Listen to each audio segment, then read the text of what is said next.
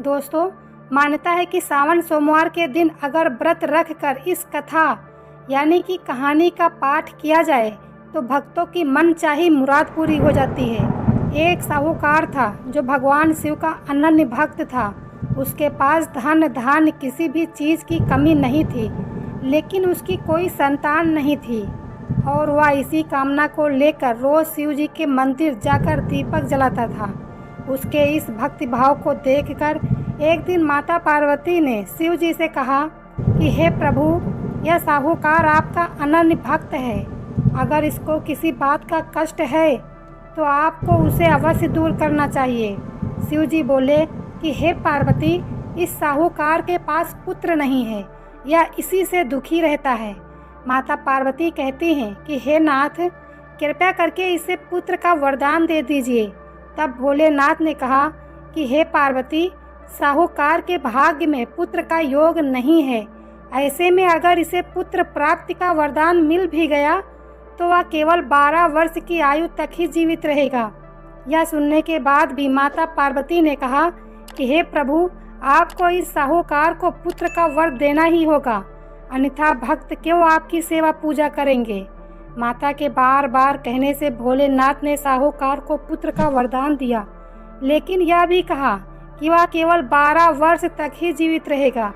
साहूकार यह सारी बातें सुन रहा था, इसीलिए उसे ना तो खुशी हुई और ना ही दुख।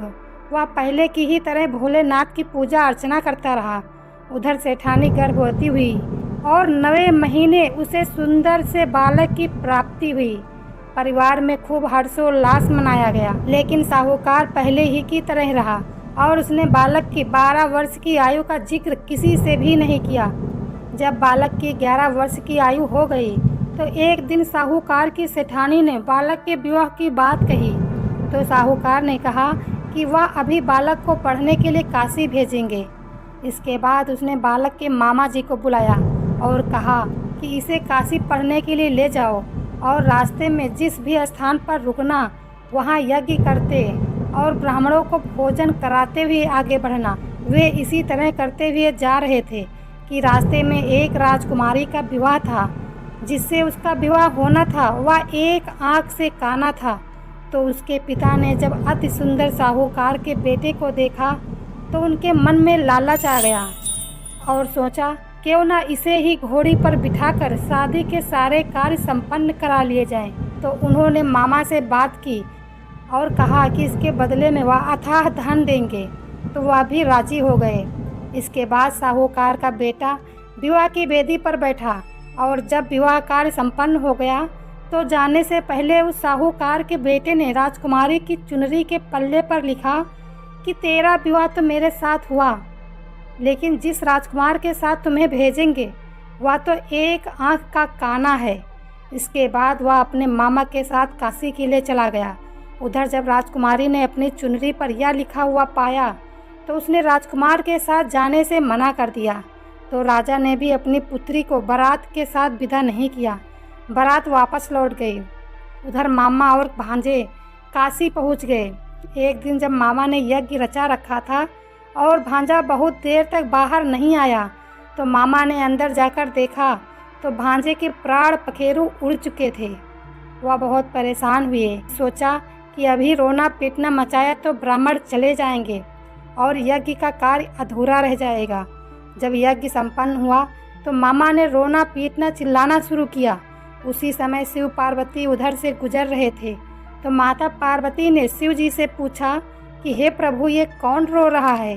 तभी उन्हें पता चला कि यह तो भोलेनाथ के आशीर्वाद से जन्मा साहूकार का पुत्र है। तब माता पार्वती कहती हैं कि हे स्वामी, इसे जीवित कर दें, अन्यथा रोते रोते इसके माता पिता के प्राण निकल जाएंगे।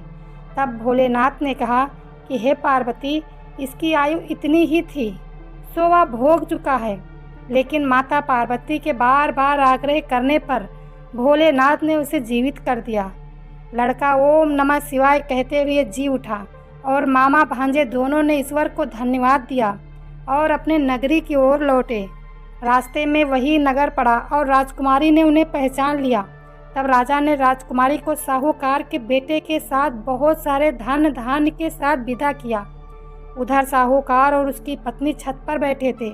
उन्होंने यह प्रण कर रखा था कि यदि उनका पुत्र सकुशल न लौटा तो वह छत से कूदकर अपने प्राण त्याग देंगे। तभी लड़के के मामा ने आकर साहूकार के बेटे और बहू के आने का समाचार सुनाया, लेकिन वे नहीं माने। तो मामा ने शपथ पूर्वक कहा। तब तो दोनों को विश्वास हो गया और दोनों ने अपने बेटे बहू का स्वागत किया। उसी रात साहूकार को स्वप्न में शिव जी ने दर्शन दिया और कहा कि तुम्हारे पूजन से मैं प्रसन्न हुआ। इसी प्रकार जो भी व्यक्ति इस कथा को पढ़ेगा या सुनेगा उसके समस्त दुख दूर हो जाएंगे और मनवांछित सभी कामनाओं की पूर्ति होगी। फिलहाल दोस्तों, आज की वीडियो यहीं पे समाप्त करते हैं। आशा करते हैं कि आपको ये कहानी पसंद आई होगी, इसलिए कमेंट बॉक्स में आपकी क्या राय है उसको ज़रूर शेयर करना और वीडियो को एक लाइक करके चैनल को सब्सक्राइब जरूर कर लेना। मिलते हैं कोई और नॉलेजेबल वीडियो में। अपना ख्याल रखना। धन्यवाद।